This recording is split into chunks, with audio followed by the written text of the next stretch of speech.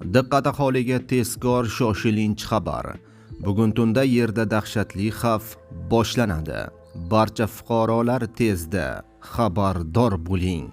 Assalomu alaykum, hurmatli tomoshabinlar. O'zbekiston va jahonda sodir bo'layotgan eng so'nggi va dolzarb xabarlarni o'tkazib yubormaslik uchun hoziroq like tugmachasini bosib qo'yishni unutmang. Diqqat qiling, bugun boshingiz og'riyaptimi? Bugun kuchli magnit bo'roni kuzatilmoqda.